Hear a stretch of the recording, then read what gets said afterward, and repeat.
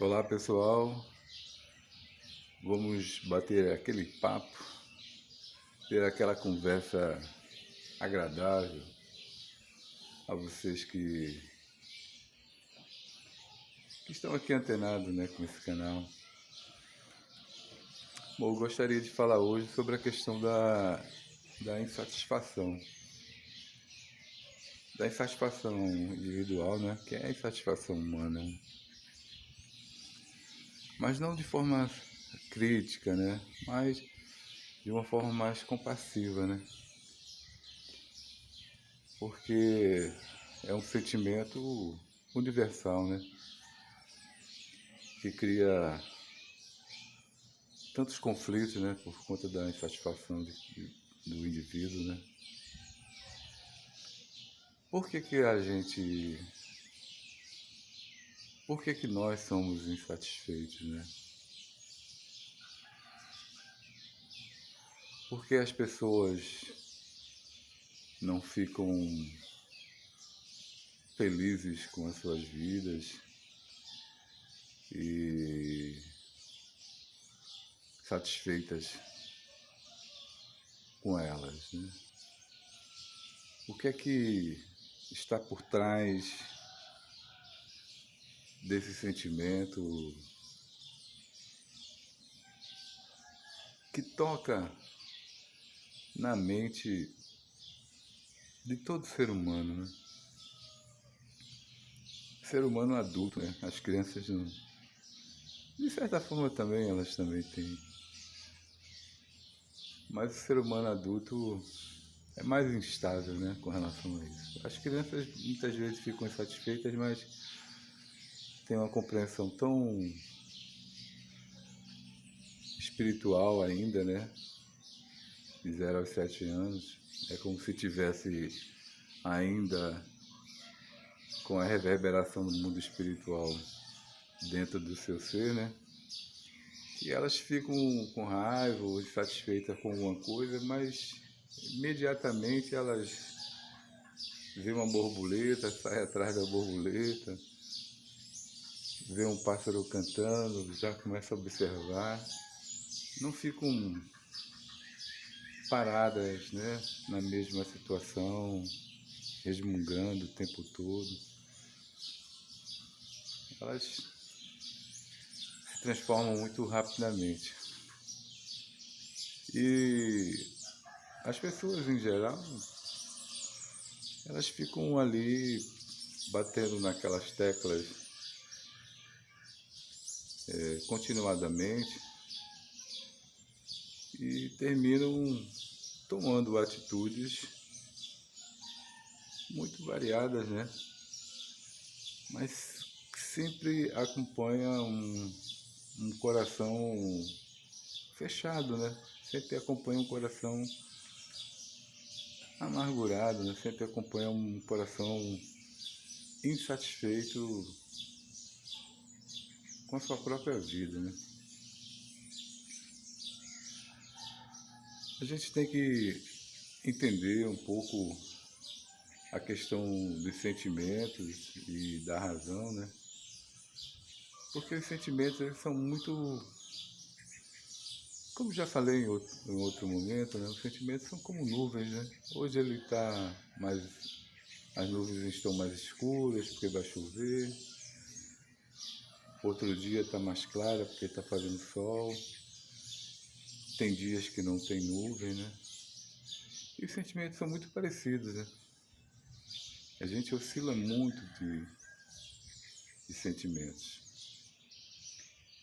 E para isso é também muito importante também que a gente entenda como é que o pensamento acontece, né? Como é que ele surge, né? Como é que ele nasce. O pensamento, ele surge a partir da imagem, né? Você tem uma imagem, os seus olhos enxergam uma imagem.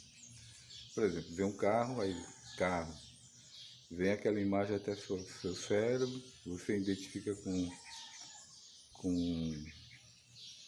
os conceitos que você tem dentro de si, identifica aquela imagem, que é uma sensação, né? A sensação, depois vem a imagem, E aí depois com a imagem você fala carro.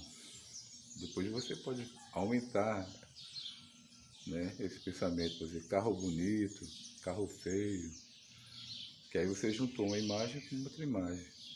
Então, o pensamento são várias imagens, como se fosse aquele pontinho que tem, acho que é pixel, né? Não sei se é direito o nome, não.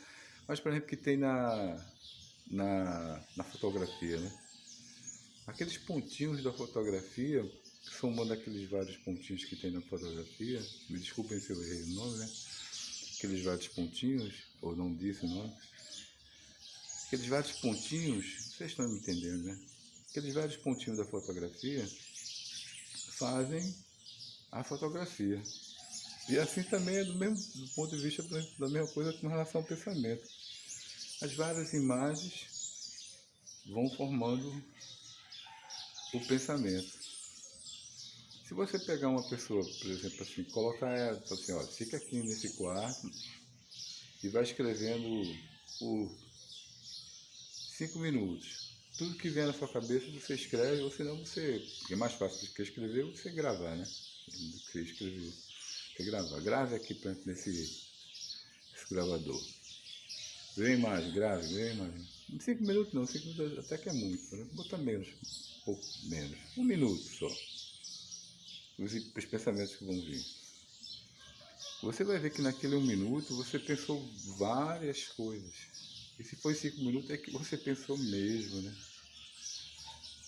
Significa que nós ficamos mudando de pensamento continuadamente.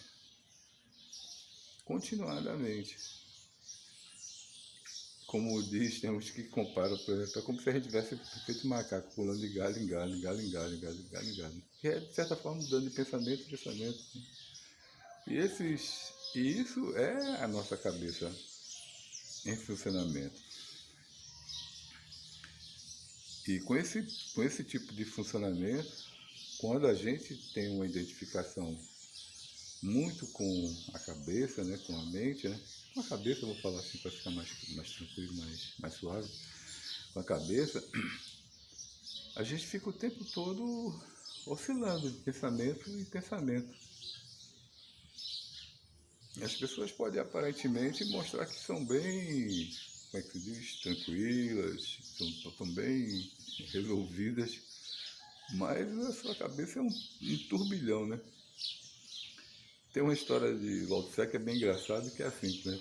Lao Tse sempre fazia uma caminhada para ver o nascer do sol, né?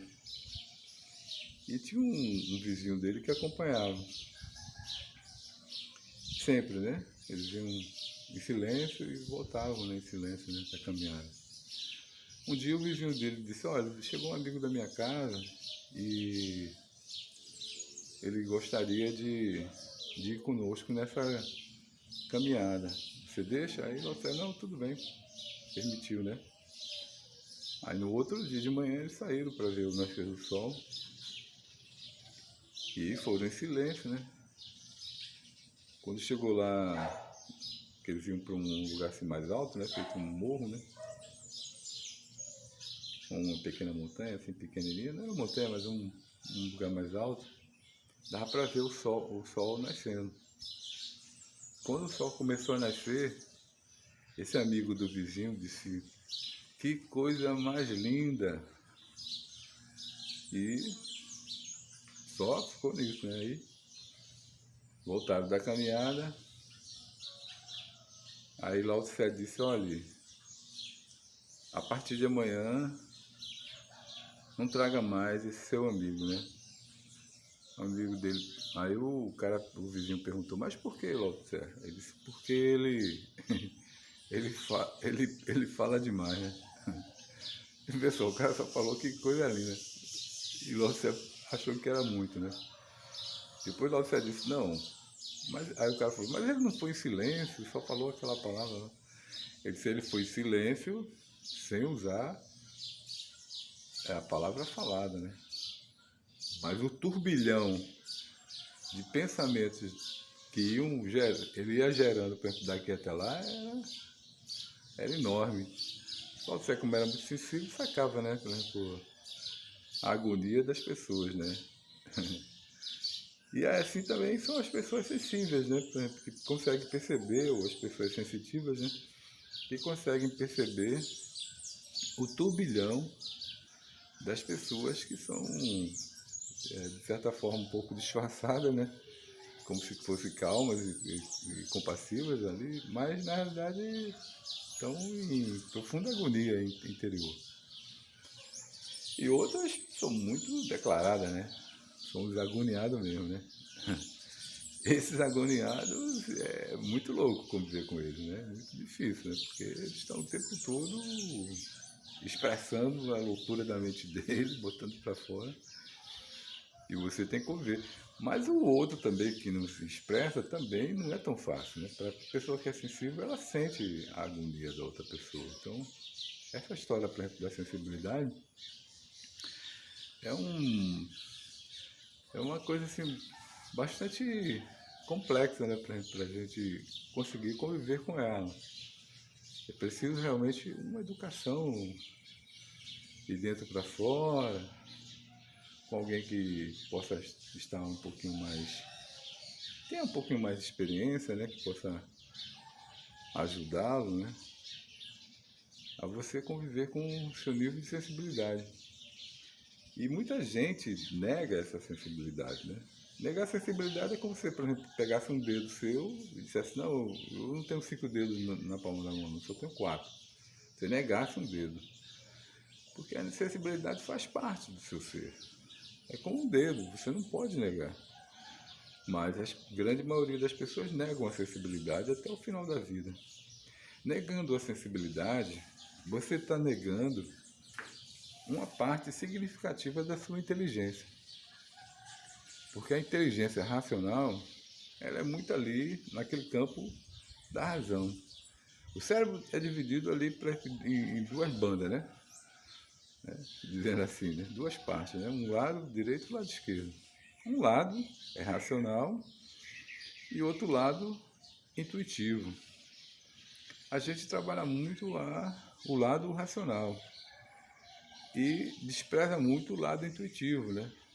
E sempre foi assim, né? As coisas mais materiais exigem muito a racionalidade, né? E a gente, o lado intuitivo, a gente dispensa. Aí a gente faz uma comparação aqui no Nordeste como se fosse assim. Tem um caranguejinho pequenininho chamado chié, que ele tem uma pata bem grande e outra pequena, né? Como se a gente fizesse assim com o cérebro, né? Fizesse muito exercício com o braço, exercitasse um braço, esse braço cresce, fica bem forte e o outro fica bem fraquinho. Então, com isso, a gente não está usando a nossa inteligência completa, né? A gente está utilizando somente uma parte da inteligência, a parte que tem o campo da memória. Aí a gente acha que memória é inteligência, né?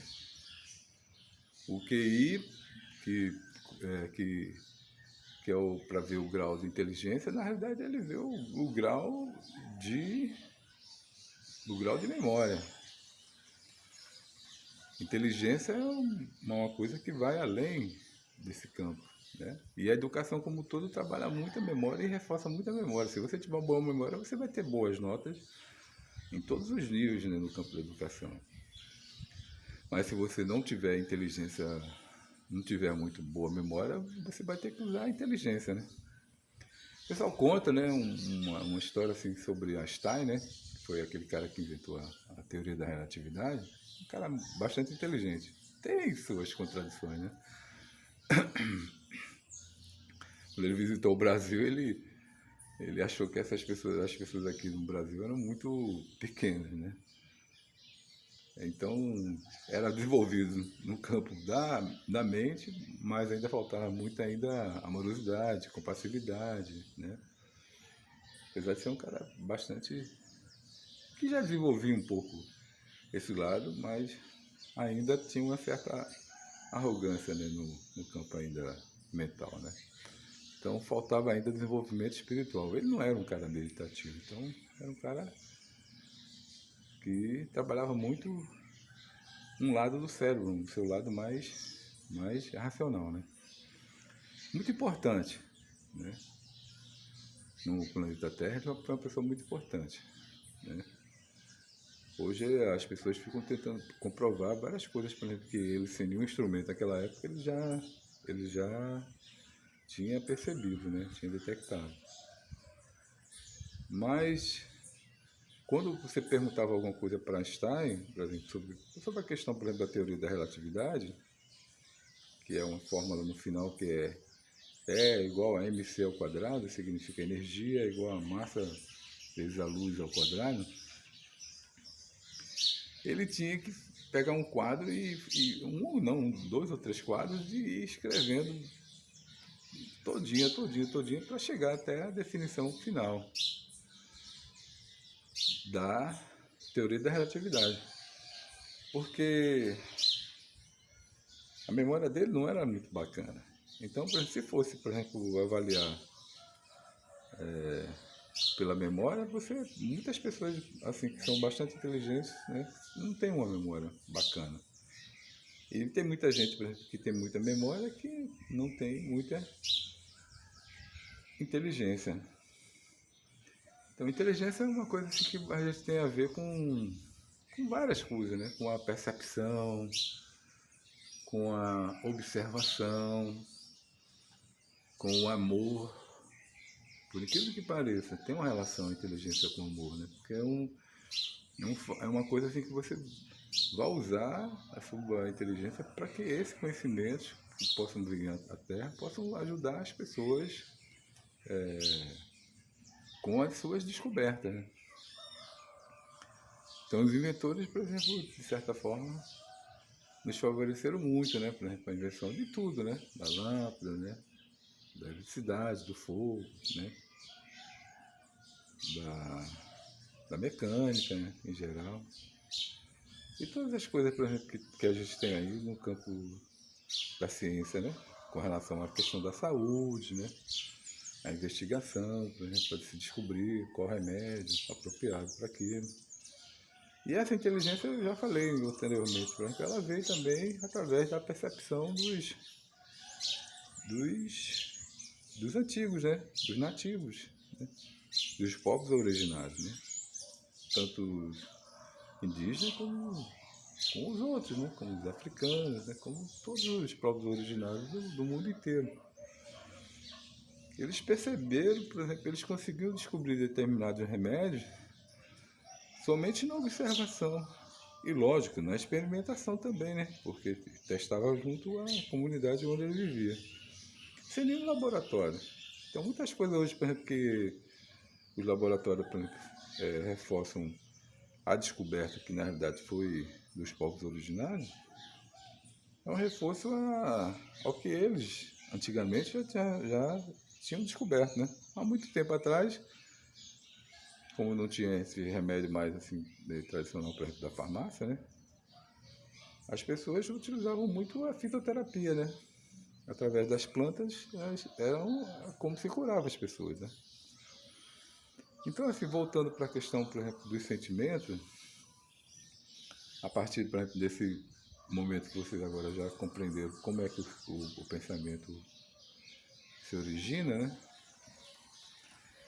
Esses pensamentos da gente ficam variando e dão um pouco da coloração da gente, dos nossos sentimentos. Então, o sentimento de insatisfação é um pouco assim dessa nossa mente ainda muito fragmentada, né? Que a mente ainda não, a mente é fragmentada e vai continuar sendo fragmentada, né? Mas da nossa identificação com essa fragmentação, né? Se fosse falar, por exemplo, no campo da psicologia, a esquizofrenia é esse partido dividido, né? Assim, totalmente. Então a gente diria também que a mente é muito esquizofrênica, né? Nesse campo também, né? Muito dividida, né? Muito partida, muito fragmentada. E aí, ora, hoje a gente pode estar alegre, amanhã, mais tarde, daqui 2 horas, pode estar triste, daqui a pouco pode estar mais ameno.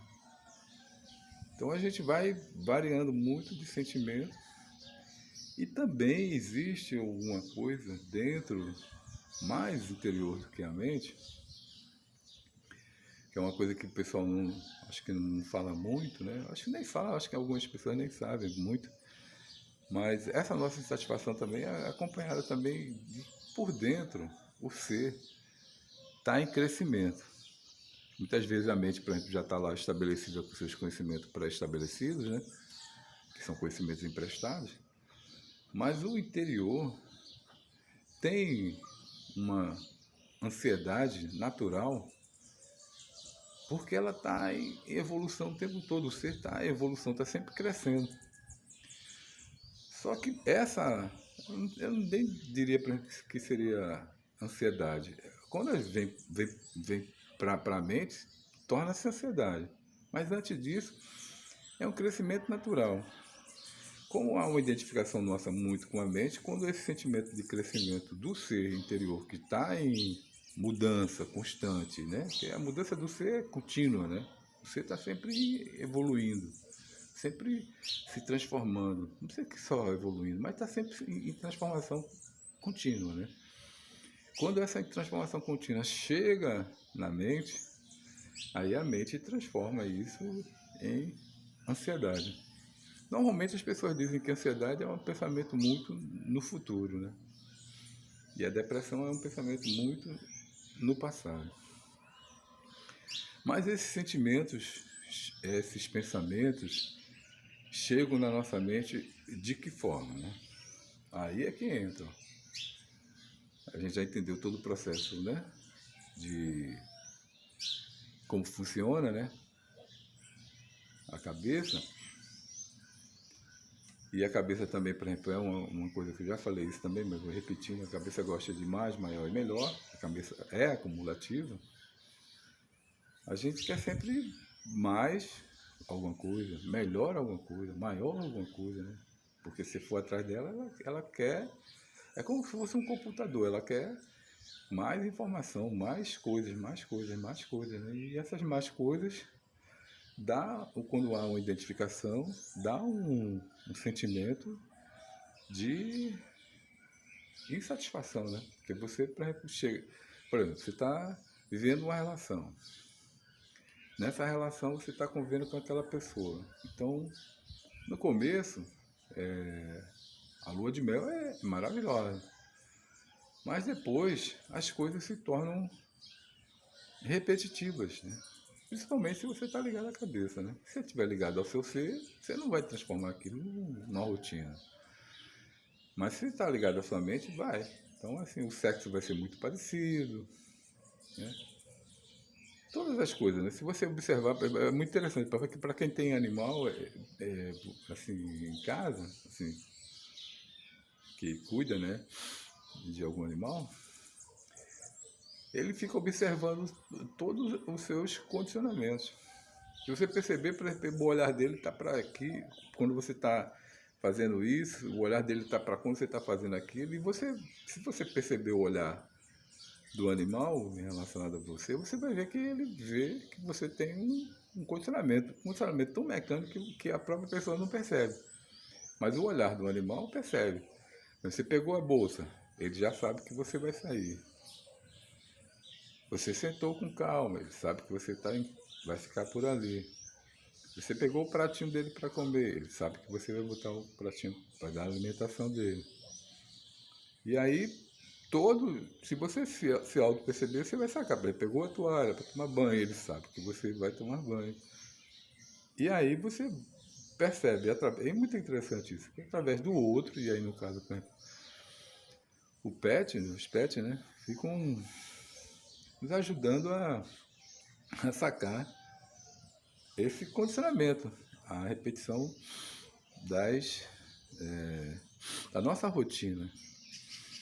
Ela pode ser diferenciada, essa rotina, se você tiver uma ligação maior com o seu ser. Quando você tem uma ligação maior com o seu ser, você tem uma alegria interior, mesmo que as coisas sejam repetitivas, né, do ponto de vista desse condicionamento, né, que eu falei agora, mas o seu olhar relacionado a isso é você saber que ali são questões concretas, que fatos que fazem parte da mecânica do corpo, da mecânica do, do desenvolver das coisas que você está fazendo, né? Mas o seu olhar não é esse ligado à mente relacionado à rotina dos acontecimentos. Mas o seu olhar é um olhar voltado para o seu ser, e seu ser, como está em evolução, você de certa forma está um pouco mais tranquilo, um pouco mais separado da cabeça, um pouco mais em êxtase, porque você sente que esse dia foi diferente de ontem, essa manhã, essa tarde foi diferente da manhã, essa noite foi diferente da tarde, e a isso traz uma certa alegria. Mas, como quase todos nós somos identificados com a cabeça, e aí eu digo isso com muita tranquilidade, né? Porque isso não é um defeito, né?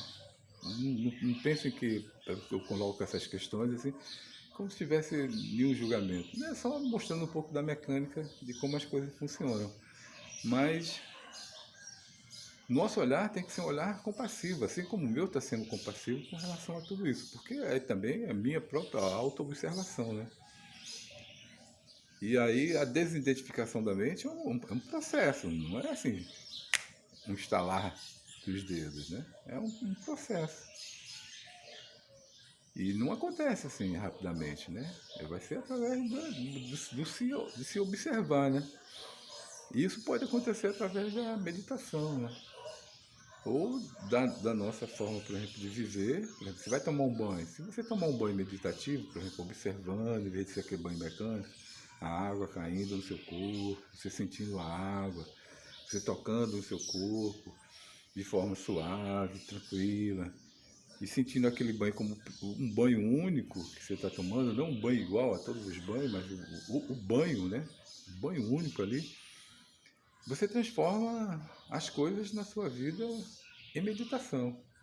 Vai fazer uma comida, você em vez de fazer mecanicamente, vai observando, vai com calma, vai fazer um movimento com o braço, um movimento com a perna, em vez de só fazer mecanicamente, faça a observação, vai caminhar, caminhe observando, em vez de fazer as coisas, caminhe observando as árvores, respirando o ar, sentindo o sol, né? Você faça uma coisa sentindo o que está fazendo, né? Não seja só mecânico, porque só mecânico aí está do lado da cabeça racional e está pouco usando o lado da cabeça irracional ou intuitiva, né? E aí usando isso você está trabalhando a inteligência. Aí a inteligência também é maior do que a racionalidade, porque ela é profundamente perceptiva. Então você usa o campo para entender, para fazer energias que rolam.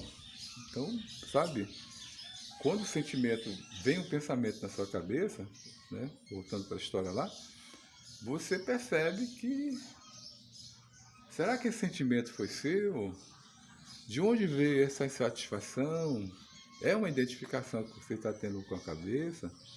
Você vai se permitir ficar vivendo essa energia que está vindo de fora para você, como se fosse você? Entende? Quando você percebe alguma energia intrusa no seu campo, você pode sentir ela de várias formas. Aí tem coisas assim bem interessantes para se observar. Dor de cabeça é um sintoma, enjoo, algumas vezes enxaqueca, fibromialgia também. Você sente muito isso no seu campo, quando você tem muita espiritualidade dentro do seu ser e essa energia, por exemplo, não é gasta. Tem várias coisas, né? Irritação, depressão, ansiedade. Muitas vezes essa é uma energia intrusa que não é você especificamente, mas você tem que começar a desenvolver, trabalhar e não ter medo dessa, porque muita gente também não trabalha o seu lado intuitivo porque tem medo Ou acha que isso é um compromisso. Não tem nada de compromisso. Ou acha que isso é religioso. Não é religioso. Se fosse religioso, por que que você nasceu? Você, tipo assim, nasceu numa família que é de um determinado credo. E aquele credo nega isso, essa sua inteligência. Aí você vai todo o tempo todo reprimir a sua sensibilidade. Por que que você nasceu com essa percepção? Porque o divino lhe deu essa percepção. É assim como as lágrimas, né?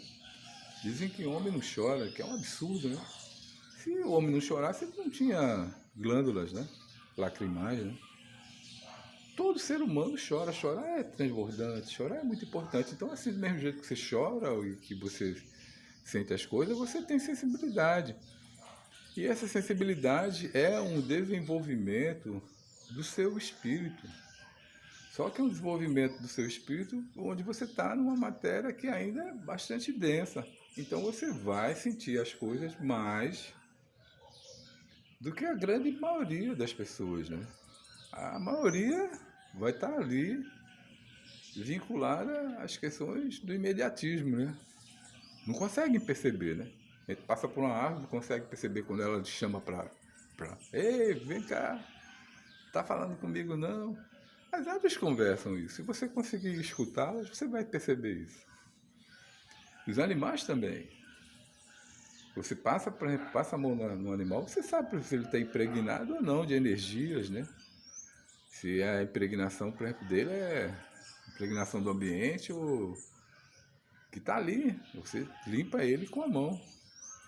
Das energias impregnadas. Muitas vezes ele está com dificuldade de comer, se você faz um alisamento, né, consciente, limpando aquelas energias do campo do animal, ele volta, ele tem necessidade de comer, porque aquele jogo que ele está tendo é no campo energético.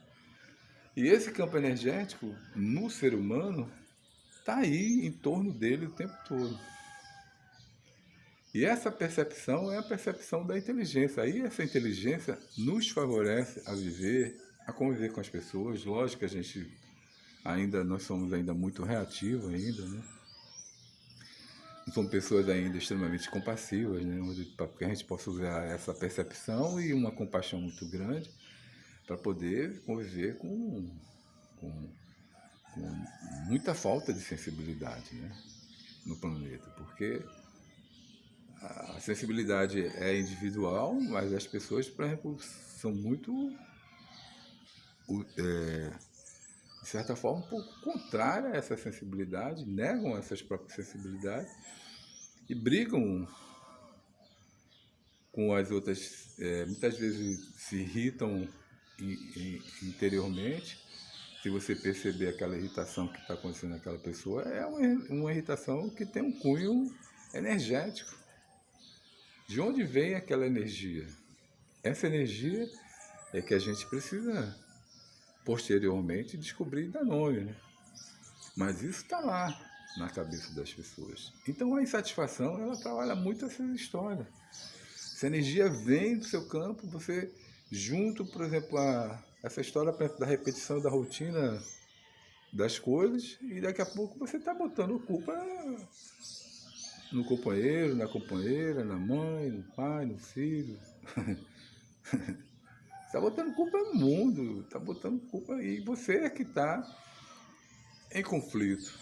E aquele conflito não é você, aquele conflito está sendo posto em você. Você está sendo, porque você está identificado com o conflito que gera dentro de você.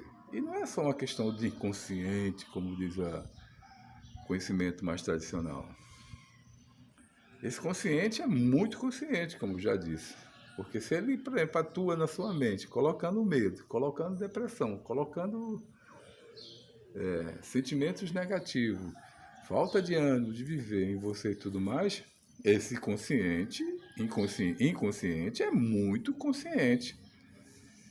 Então, existe as coisas do inconsciente? Existe, porque a gente reprime muitas coisas e coloca lá no campo do inconsciente. Mas não é esse sentimento, por exemplo, que está lá, por exemplo, guardado dentro do nosso consciente, que vem na nossa cabeça e atua de forma consciente, dando vários sentimentos na gente. Por exemplo, quem ainda, por exemplo, ainda trabalha com isso, ainda está trabalhando um conhecimento que tem mais de 100 anos, né? A gente precisa avançar um pouco mais, né? Não for trabalhar somente os sintomas, precisa ir no cerne. E o cerne é esse sentimento que está anteriormente, que é esse inconsciente, que é consciente, que está lá atuando no seu campo, fazendo você variar de sentimento, ter uma insatisfação. E aí, com essa insatisfação, muita gente chuta o balde, né? Ou chuta o pau da barraca, como diz o pessoal, né? E aí toma várias atitudes, né? Porque já enjoou daquela rotina no convívio com o outro e segue na busca de outros sentimentos, né? de outras sensações, achando que aquelas outras sensações irá dar o prazer que você não estava tendo mais. Então você, na realidade, é um dependente dessas sensações. É um dependente dessas sensações, né? E você vai até o final da vida buscando sensações. Então, de certa forma, é um pouco de infantilidade psicológica, é um pouco de infantilidade espiritual. Porque a identificação com o ego, que é a identificação com a mente, é que traz todo esse cabedal aí, por exemplo, de se achar que é superior aos outros seres, né? Que tem um domínio de uma determinada coisinha, de alguma determinada técnica, e se acha um ser mais qualificado que os demais. Aí trata de forma muito bruta, né? De forma muito cruel, de forma muito arrogante, né? Com outros seres humanos. E muito contraditória porque trata alguns seres humanos com muita educação, com muito carinho, e outros com profunda violência, agressão, ódio e ressentimento. Será que você não consegue perceber isso?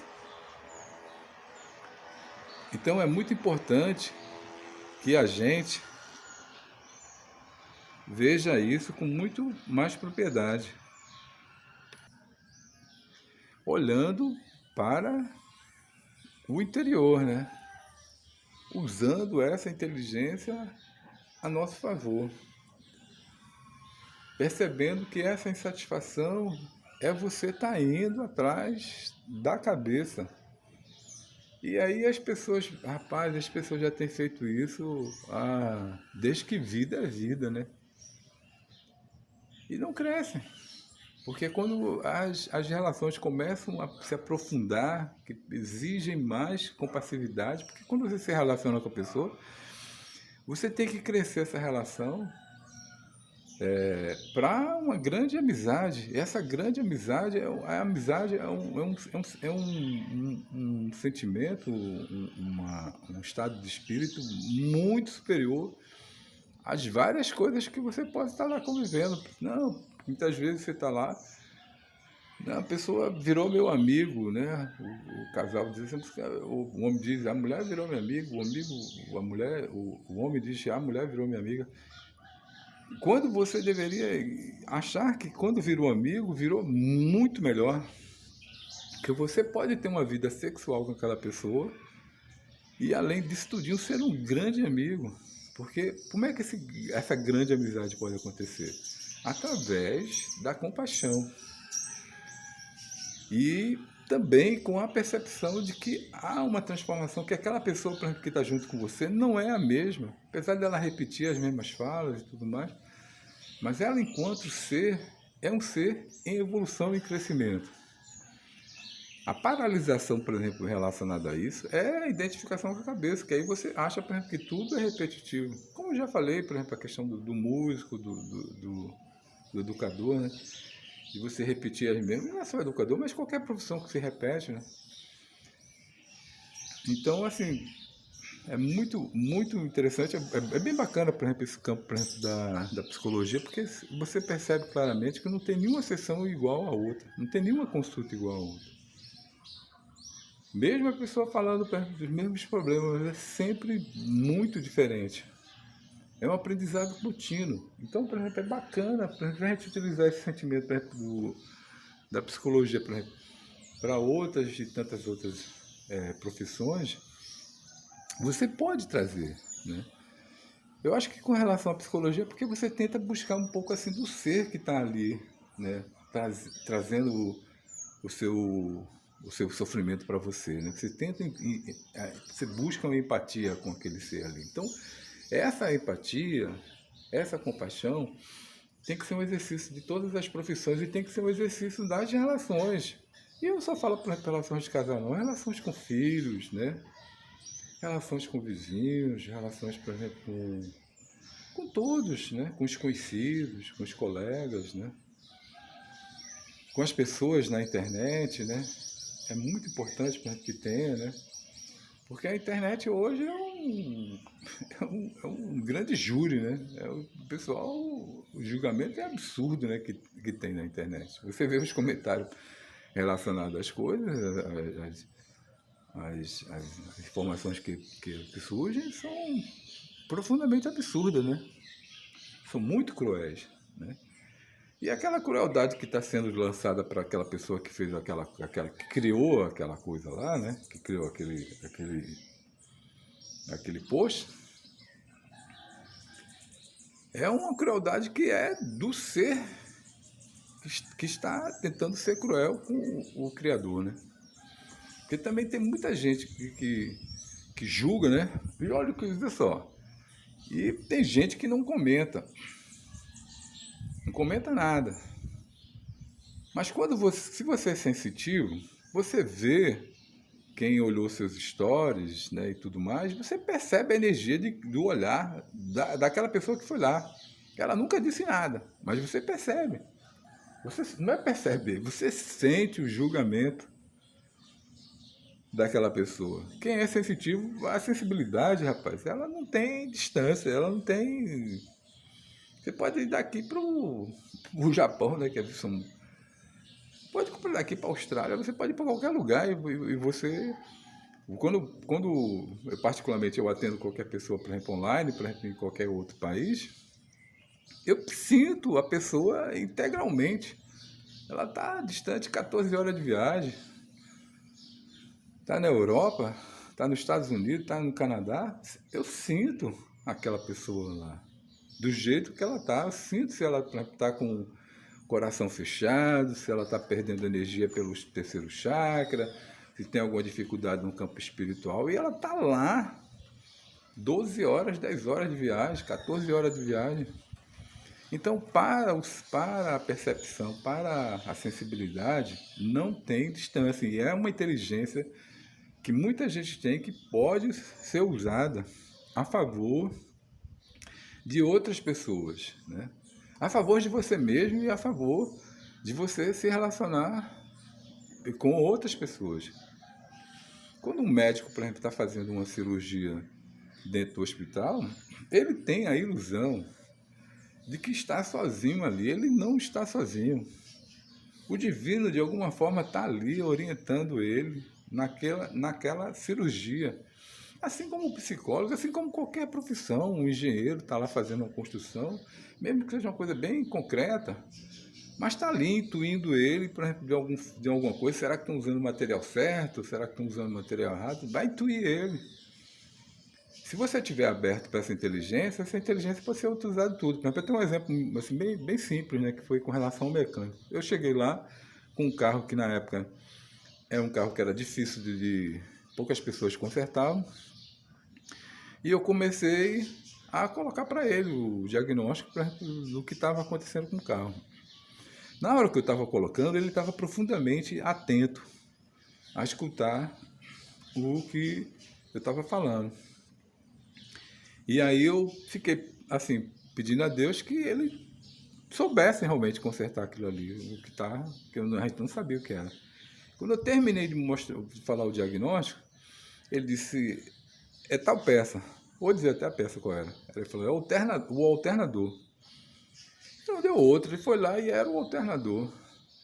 Só que na hora que ele falou que era o alternador, dentro de mim, reverberou assim, de que ele estava certo. Ele teve a intuição e eu tive a mesma intuição. A minha intuição relacionada à intuição dele era de que ele estava certo. E quando ele foi lá no alternador, era o problema do alternador. Então, é a intuição, essa inteligência, não é qualquer profissão.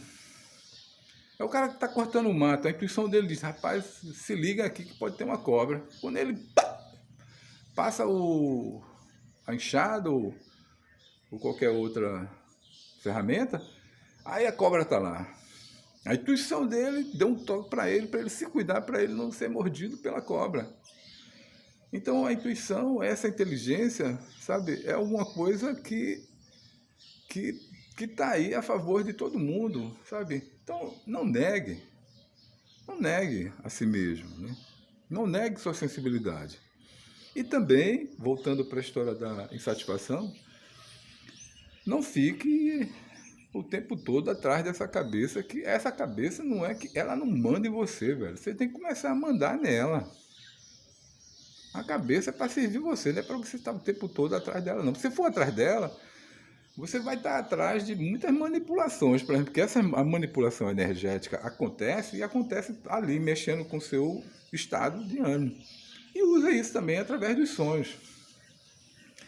Os sonhos, por exemplo, é muito legal para a gente entender, porque até a compreensão com relação aos sonhos, por exemplo, no passado, por exemplo, do conhecimento antigo, é de que os sonhos são só simplesmente projeções daquilo que você não realizou durante o dia. Isso também é.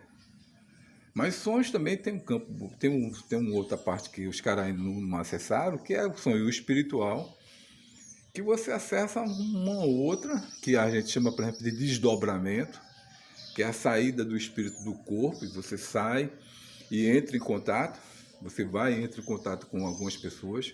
Eu, particularmente, eu tive contato agora, por exemplo, com algumas pessoas, né, no mundo espiritual, pessoas que foram famosas aqui, eu não vou citar para poder não criar nenhum problema, mas pessoas famosas aqui, bem famosas, né? E foram 3, né? 2 homens e uma mulher, famosíssimos, um cantor e 2 pessoas ligadas ao humor. Rapaz, essas pessoas lá no mundo espiritual estão iguaizinhas ao que eram na Terra. Uma cantora e dois homens ligados ao humor. Iguaizinhas. Iguais. Então eram pessoas extremamente inteligentes, profundamente criativas, né? Mas ainda permanece o mesmo, por exemplo, desenvolveram muito ego, mas pouco o espírito. Vão ter que voltar para aqui para a Terra, para desenvolver mais, porque se desenvolve o espírito, como eu já falei anteriormente, é na Terra. No mundo espiritual você vai só simplesmente se deparar com a personalidade que você tem aqui. Só que lá os caras, por exemplo, né? Pode até ter fama ainda, porque muita gente ainda é ligada, por exemplo, a mente ainda lá, né? Só que não é a mente, o cérebro. Lá tem um negócio chamado perispírito, que é o que, de certa forma, é a mente da alma, né? Então, de certa forma, não é a mente da alma. É onde tem as memórias todas, né? Então, iguais. Inclusive, a cantora, os dois ligados ao humor, não, estava bem tranquilos, mas a cantora estava deprimida, né? E acontece muito isso, as pessoas se deparam no mundo espiritual com o que são, por exemplo, porque não tem, por exemplo, pessoas para estarem, olha, você é lindo, você é perfeito, maravilhoso, e a pessoa fica só acreditando no egão, né, em todas nos bajuladores, né, em todos os seguidores. E entra no mundo espiritual, lá não é tanto assim. Então a pessoa vai entrar em contato consigo mesmo. Vai entrar em contato. E aí vai se deparar com o tamanho que você é.